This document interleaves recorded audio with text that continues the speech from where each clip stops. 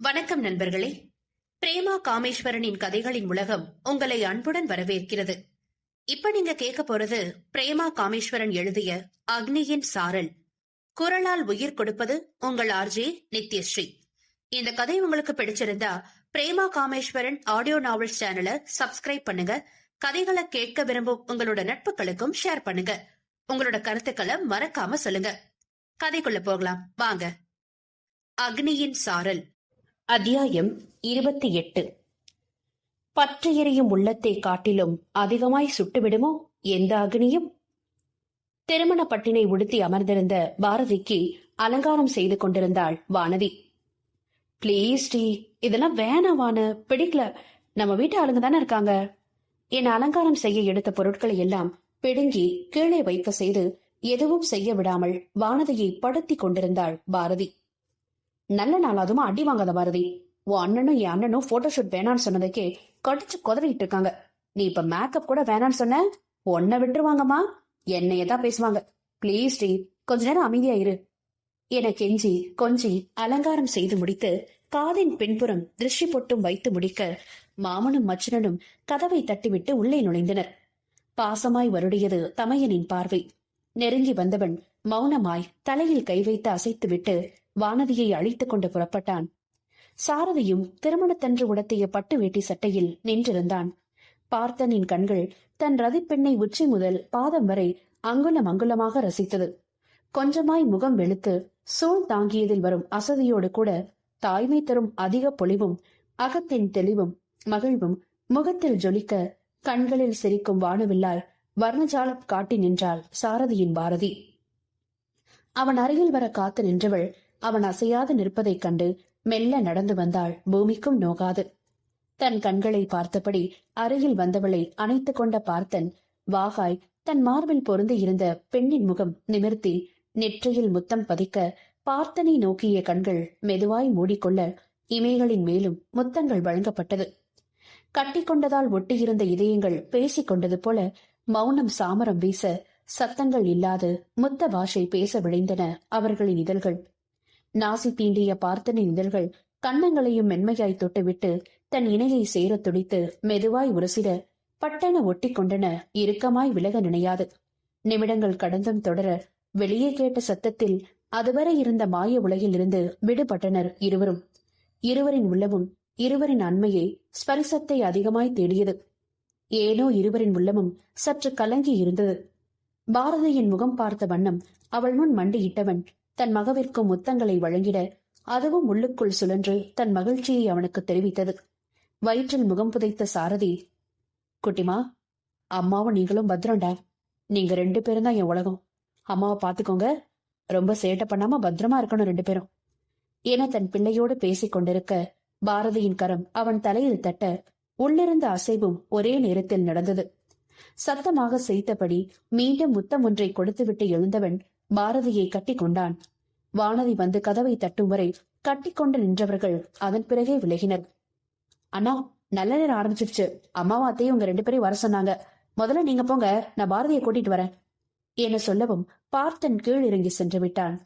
திரும்பி பாரதியின் அலங்காரத்தை சரி பார்த்தவள் நிறம் கலைந்திருந்த இதழை கண்டு பொங்கி வந்த சிரிப்பை அடக்கிக் கொண்டு பாரதியை பார்த்து கண் சிமிட்டி, கொஞ்சம் டார்க் ஷேட் போட்டாதான் இப்போ சரியா இருக்குண்டி என கூற, அவளோட எங்க சீனில மூடும், உன் திருவாயை மூடிக்கொண்டு வந்த வேலையை பாரும் வெண்ணியாரே என சிரிக்காமல் பதில் கொடுத்தாள் பாரதி. ஆல் செட், கிளம்பலாம் பாரதி என வானதி அவளை மீண்டும் ஒரு முறை பார்த்துவிட்டு கைப்பிடித்து அழைத்துச் சென்றாள். அறையின் நடுவில் நின்ற பாரதி, வானு கொஞ்சம் ஒரு மாதிரி இருக்குடி, என்னன்னு சொல்ல தெரியல, சம்திங், அவனும் சரியில்லை, பயமா இருக்குடி என கூற வானதியின் முகம் மாறியது. ஒண்ணும் இல்ல பாரதி, மனசை போட்டு குழப்பிக்காத, ரிலாக்ஸாரு, எதுவும் ஆகாதரா, தண்ணி குடி, இப்ப வா, நேரம் ஆச்சு என தண்ணீர் கொடுத்து அவளை அழைத்துச் சென்றாள். படிகளின் அருகில் செல்ல புடவையில் கால் வைத்துவிட தடுக்கி விழ இருந்தவளை பற்றிய வானதிக்கு மூச்சு நின்று போனது. ஒண்ணுலடா, ஒண்ணுல்ல என தனக்கும் சேர்த்து சொல்லிக் கொண்டே தாங்கி பிடித்து முதுகில் தடவி ஆசுவாசப்படுத்திக் கொண்டே பாரதியை பார்க்க இருகரம் கொண்டு சூழ் கொண்ட வயிற்றை இறுக பற்றி இருந்தவளின் கண்கள் கலங்கி இருந்தது. வியர்வை ஆராய் பெருக பெருமூச்சு விட்டு தன்னை நிலைப்படுத்த முயன்று கொண்டிருந்தாள். அவளை நிலை கண்ட வானதி கைபேசியில் உடனே சிவாவை அழைக்க பார்த்தனும் கூடவே வந்து சேர்ந்தான். வாடா பாப்பா என சிவா ஒரு கை பற்றி மறு கரத்தால் அவளை அணைத்து அழைத்துச் செல்ல வானதி மறுகை பற்றி நடந்தாள். மூவரும் முன் செல்ல பார்த்தன் பின் தொடர்ந்தான். நெருங்கிய உறவுகள் மட்டுமே அழைக்கப்பட்டிருந்தனர். மகேஸ்வரி சூழ் காப்பிட்டு ஆரம்பித்து வைக்க கவிதா, வானதி, வானதியின் தாய் ஆனந்தி என பெண்கள் வளையல் அடிக்கிட கடைசியாய் வந்தான் பார்த்தன்.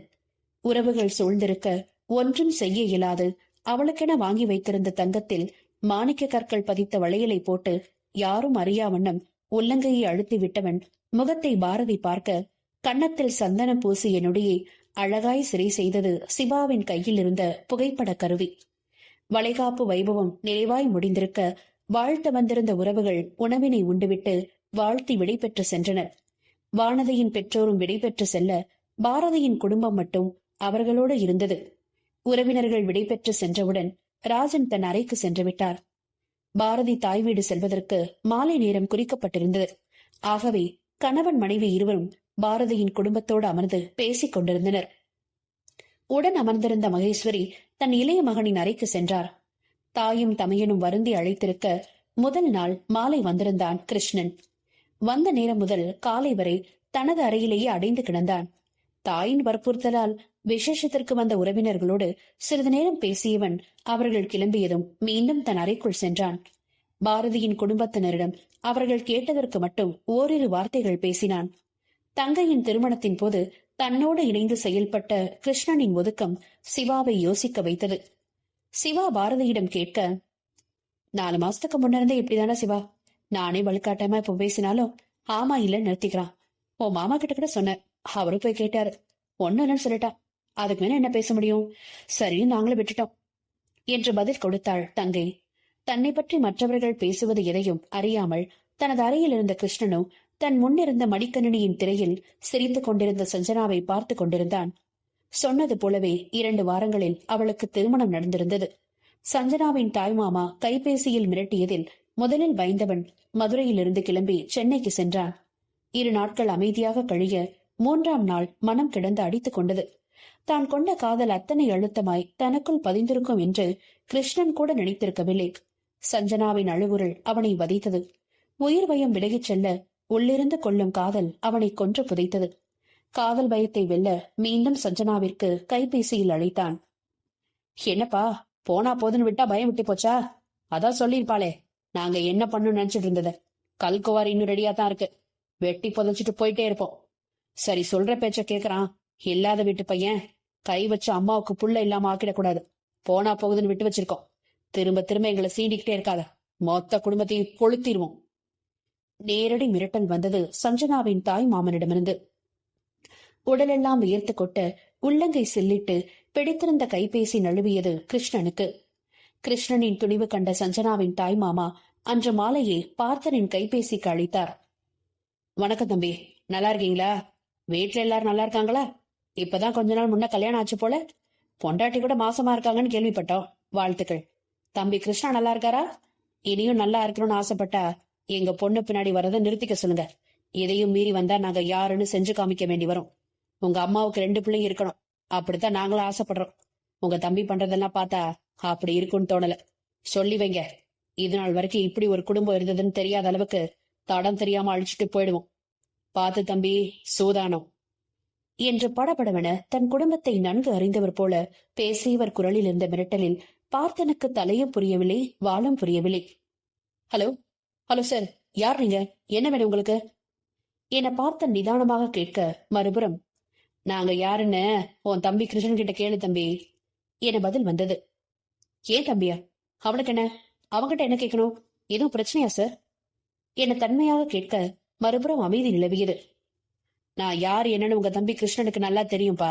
உங்க குடும்பத்தை பத்தி விசாரிச்ச வரைக்கும் யார் வம்பு தும்புக்கும் நீங்க போனதில்லைன்னு எல்லாரும் சொல்றாங்க. ரொம்ப நல்ல குடும்பம் தான் சொல்றாங்க. ஆனா உன் தம்பி இப்படி தேவையில்லாத வேலை பார்த்து வச்சிருக்காரு. இப்பயும் உங்களை பத்தி எல்லாரும் நல்ல விதமா சொல்றதால உங்ககிட்ட பேசுறேன். உன் தம்பிய பார்த்து வச்சுக்க. அவன் போற போக்கு சரியில்லை, கண்டிச்சு வைங்க வீட்டுல சொல்லி. இதுக்கு மேலேயும் அவன் செஞ்சா உடம்புல எது எங்கே கிடக்குதுன்னு நீங்க தேட வேண்டி வரும் என்றபடி அழைப்பு துண்டிக்கப்பட்டது.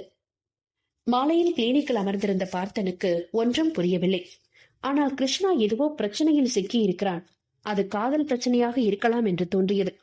உடனே கிருஷ்ணனுக்கு அளிக்க கைபேசி எடுத்தான். ஆனால் பேச முடியாதபடி அடுத்தடுத்த ஆட்கள் வரவே பேச முடியவில்லை பார்த்தனாள். வீடு சென்று பேச முடியாத விஷயமாகையால் பாதி வழியில் தனது வாகனத்தை நிறுத்திவிட்டு கிருஷ்ணனுக்கு அழைத்தான். 5ஆம் முறை ஒளிர்ந்து கொண்டிருந்த தனது கைபேசியை பார்த்து கொண்டிருந்த கிருஷ்ணன் வேறு வழி இல்லாமல் தனது அண்ணனின் அழைப்பை ஏற்றான். ஹலோ கிருஷ்ணா, எங்கடா இருக்க? என்ன பண்ணிட்டு இருக்க? இத்தனை தடவை கால் பண்ற, அட்டன் பண்ண மாட்டியா? என்ன பண்ணிட்டு இருக்க நீ என வரிசையாக வினாக்களை தொடுத்தான் பார்த்தன். சொல்லுனா என்றான் சுரத்தே இல்லாத குரலில் கிருஷ்ணன். கேட்க நினைத்த அனைத்தும் பெண் செல்ல தம்பியின் மீதான அக்கறை வெளிப்பட்டது. Krishna, are you alright? நல்லா இருக்கியாடா என கேட்டான் பார்த்தன். இருக்கே, சொல்லுங்க, என்ன விஷயம் என்றான் மிட்டேற்றியான குரலில். என்ன பிரச்சனை கிருஷ்ணா உனக்கு? எனக்கு ஈவினிங் ஒரு கால் வந்தது. பேசினவங்க என்னென்னமோ சொல்றாங்க. எது கேட்டாலும் உன்கிட்ட பேசிக்கோன்னு சொல்றாங்க. உங்க தம்பிக்கு எல்லா விஷயமும் நல்லா தெரியும்னு சொல்றாங்க. என்ன விஷயம் கிருஷ்ணா என பார்த்தன் தனக்கு வந்த அழைப்பை பற்றி சொல்ல கேட்டுக்கொண்டிருந்த கிருஷ்ணனுக்கு சகலமும் கலங்கியது. தன்னையும் மீறி கலங்கிய குரலில் அண்ணா என அழைத்தவன் தனக்கும் சஞ்சனாவுக்கும் இடையில் இருந்த காதலை பற்றியும் தங்கள் காதல் சஞ்சனாவின் வீட்டில் தெரிந்து தன்னை மிரட்டியதையும் இன்னும் 2 வாரங்களில் சஞ்சனாவிற்கு திருமணம் நடத்த முடிவு செய்திருப்பதையும் கூறினான். தம்பியின் காதல் பற்றி அறிந்த பார்த்தனுக்கு என்ன சொல்வது என்று புரியவில்லை. மேலும் தன்னோடு பேசியவரின் குரலில் இருந்த மிரட்டல் துணி அவனை யோசிக்க வைத்தது. இப்ப என்ன பண்ணலான் இருக்க கிருஷ்ணா? எதுவும் முடிவு பண்ணிருக்கியா என பார்த்தன் கேட்க, தெரியலனா, அவங்க வீடு ரொம்ப பெரிய ஆளுங்க, பெரிய தலைக்கட்டு, அரசியல் பேக்ரவுண்ட் வேற இருக்கு, நம்மால ஒன்னும் பண்ண முடியாது என குரல் கம்ம பதில் சொன்னான் கிருஷ்ணன். நாம தான் பேசி பார்க்கட்டுமா கிருஷ்ணா என்றான் பார்த்தன். இல்ல வேண்டாம், இப்பதான் கொஞ்ச நேரத்துக்கு முன்னாடி அவங்க தாய்மாமா என்கிட்ட பேசினாரு. இதுக்கு மேல இந்த விஷயமா பேசினா இருக்கிற தடம் தெரியாம அழிச்சிடுவேன்னு சொல்றாரு. வேண்டாம் விடுங்க, நான் பாத்துக்கிறேன் என்றான் கிருஷ்ணன் ஒரு முடிவோடு. லவ்னா இப்படிதாண்டா இருக்கும். எல்லா வீட்லயும் எடுத்து ஓகே சொல்ல மாட்டாங்க. அதுவும் இவங்க பொலிட்டிக்கல் சப்போர்ட்ல இருக்கவங்க அப்படிதான் இருப்பாங்க. எதுக்கும் நாம ஒரு தடவை பேசி பார்க்கலாமே என பார்த்தன் தன் தம்பியின் காதலுக்காக கூற, இல்லனா வேண்டாம், நான் பாத்துக்கிறேன் என்றான் திடமான குரலில். அம்மா அப்பாவுக்கு தெரிஞ்சா ரொம்ப பயந்துருவாங்க கிருஷ்ணா. நல்லா யோசிச்சு பண்ணு. என்ன ஹெல்ப் வேணாலும் சொல்லு, நான் செய்யறேன் என தமையனாய் தோள் கொடுக்க, சரினா என்றான் கிருஷ்ணன். மறுநாள் காலை சஞ்சனாவின் மாமா அவனுக்கு அழைக்க கிருஷ்ணனும் பதில் பேச பிரச்சனை அன்றோடு நிறைவுக்கு வந்தது. 2 வாரம் கழித்து நடக்க வேண்டிய சஞ்சனாவின் திருமணம் 10 நாட்களில் நடைபெற்றது. அவசரமாய் தங்கள் சொந்தத்திலேயே வெளிநாட்டில் வேலை செய்யும் மாப்பிள்ளையை தேடி திருமணம் செய்து வைத்தனர். திருமணம் முடிந்த 2 நாட்களில் மாப்பிள்ளையோடு அமெரிக்கா அனுப்பி வைக்கப்பட்டாள் சஞ்சனா. அப்பொழுதுதான் பாரதி மருத்துவமனையில் சேர்க்கப்பட்டிருந்த நேரம். பார்த்தனும் அதில் கிருஷ்ணனை மறந்திருந்தான். பாரதி உடல்நிலை தேறி ஒரு நிலைக்கு வந்த பிறகுதான் பார்த்தனுக்கு கிருஷ்ணனின் நினைவு வந்தது. கிருஷ்ணனிடம் கேட்க எல்லாம் முடிந்தது என்றதோடு நிறுத்தி கொண்டான் கிருஷ்ணன்.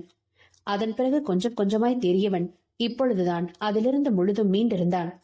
வீட்டிற்கு வருவதற்கு முன்புதான் கடைக்கு சென்று முடிக்குள் மறைந்திருந்த முகத்தை சரி செய்து கொண்டு வந்திருந்தான். தன் தாய் பயந்துவிடக் கூடாது என்பதற்காக. அண்ணனின் குடும்பத்தை காணும் நொடியில் தான் தொலைத்தது மனதில் வலியை தோற்றுவிக்க இன்றுதான் வீட்டில் மறைத்து வைத்து போன தனது மடிக்கணினியை எடுத்து அதிலிருந்த சஞ்சனாவின் புகைப்படத்தை பார்த்து கொண்டிருந்தான். அனைவரும் ஓய்வாக அமர்ந்து பேசிக் கொண்டிருந்த நேரம் பாரதி தனது அண்ணன் எடுத்திருந்த புகைப்படங்களை பார்க்க ஆசை கொண்டாள். கணவன் மனைவி இருவரது மடிக்கணினியும் மேலறையில் இருக்க எடுக்கச் சென்ற வானதியை அமரச் சொன்னார் மகேஸ்வரி. அப்போதுதான் கிருஷ்ணனின் அறையில் அவனோடு பேசிக் கொண்டிருந்த போது அவன் மடியில் வைத்திருந்த மடிக்கணினி ஞாபகம் வந்தது மகேஸ்வரிக்கு. எனவே அதை எடுத்து வர அவன் அறைக்கு சென்ற மகேஸ்வரியை ராஜன் அழைத்தார். பாரதியை சென்று எடுக்க சொல்லிவிட்டு மகேஸ்வரி தன் கணவனிடம் சென்றுவிட பாரதி கிருஷ்ணனின் அறை வாயில் நின்று கதவினை தட்டிவிட்டு சத்தம் வராதிருக்க எட்டி பார்த்தாள். அங்கே கிருஷ்ணன் இல்லை. பார்த்தன் மற்றும் கிருஷ்ணனின் சத்தம் வாசலில் இருந்து கேட்டது. எனவே தயங்கியபடியே உள்ளே சென்று மடிக்கணினியை எடுத்தாள். அவ்வாறு அவள் எடுத்த நேரம் கைப்பட்ட அணைந்திருந்த கணினி திரை ஒளிர நிறுத்தி வைத்திருந்த ஒளியும் மீண்டும் ஓடத் துவங்கியது. பார்த்த பாரதியின் கண்கள் கோபத்தில் அக்னியாய் தகித்தது. கிருஷ்ணா என்ற அவளின் சத்தத்தில் வீட்டில் இருந்த அனைவரும் பதைத்து ஓடிவர கையில் சூலம் ஏந்தாத காளியாய் நின்றிருந்தாள் பாரதி. நேரம் ஒதுக்கி இந்த கதையை கேட்ட உங்களோட அன்புக்கு என் பெரு நன்றிகள். மீண்டும் அடுத்த அத்தியாயத்தில் உங்களை சந்திக்கும் வரை உங்களிடமிருந்து விடைபெறுவது உங்கள் பிரேமா காமேஸ்வரன் மற்றும் RJ நித்யஸ்ரீ. நன்றி, வணக்கம்.